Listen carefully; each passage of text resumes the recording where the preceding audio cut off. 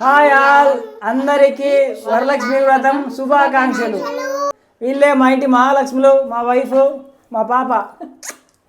మా వైఫ్ పద్దన్నే లేచి ఇల్లు కడిగి ముగ్గులేసి పసుపు పట్టించి చూడండి మామిడి తోరణాలు కూడా కట్టేసింది అనమాట వాకిలికి. ఇవన్నీ చూస్తే పండగ వైబ్స్ ఆటోమేటిక్గా వచ్చేస్తాయి.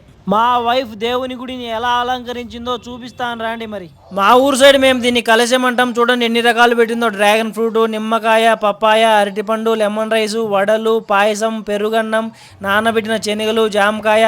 ఈరోజు పూజ కదా, అందుకనే లక్ష్మీదేవి వినాయకుడు ఉండే పటం ఒకటి కింద పెట్టినాం. పైన ఇవన్నీ పెట్టడానికి కుదరదని మా బంగారు కొండ మా కూతురు రండి వాళ్ళ అమ్మని అడిగి కాళ్ళకు పసుపు పట్టించుకుంటాంది.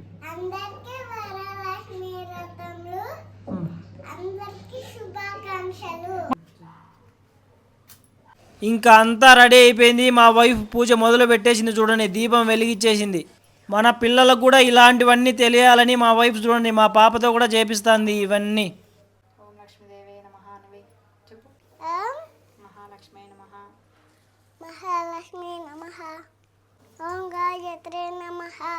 ఓం దేవే నమః. ఓం దేవే నమః.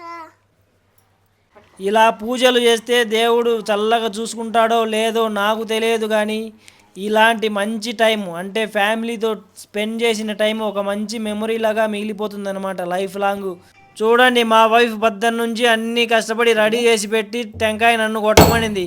అంటే పని చేసేది ఒకరు, ఫలితం ఇంకొకరికి అనమాట. ఆమె కష్టపడి అన్నీ చేసి టెంకాయ నాతో కొట్టిపించి నాకు పుణ్యం వచ్చేలాగా చేస్తుంది. ఇలాంటి చిన్న చిన్న మెమొరీస్ను, హ్యాపీయెస్ట్ మూమెంట్స్ను లైఫ్లో ఎప్పటికీ మిస్ కావద్దు అనమాట. వేటి కోసం కూడా అప్పుడప్పుడు ఇలాంటివి చేస్తూ ఉండండి. దేవుని కోసం కాకపోయినా కూడా మీ ఫ్యామిలీ కోసం. నువ్వు చల్లగా ఉండి నన్ను కూడా చల్లగా చూసుకొని దీవించిన.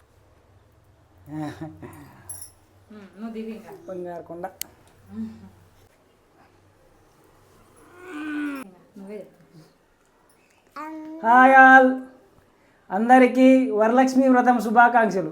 ఒకవైపు పూజ పనులన్నీ చూసుకుంటూనే ఎన్ని రకాల ఐటమ్స్ చేసిందో చూడండి దేవుని కోసం అన్ని. ఇవన్నీ మేము దేవునికి పెట్టేటే అనమాట. పెరుగన్నము, పాయసము, లెమన్ రైసు, వడలు, అలాగే నానబెట్టిన శనగలు అనమాట. ఇవన్నీ దేవునికి నైవేద్యంగా పెట్టి తర్వాత మేము తింటాము చివరిలో. పొద్దున్నే లేచి ఇంట్లో పనులన్నీ చూసుకొని ఇవన్నీ చేసి పెట్టే వైఫ్ దొరకడానికి కూడా ఒక అదృష్టం ఉండాలండి. ఆ విషయంలో మాత్రం నేను చాలా లక్కీ. తినే టైం అయింది. Bye bye.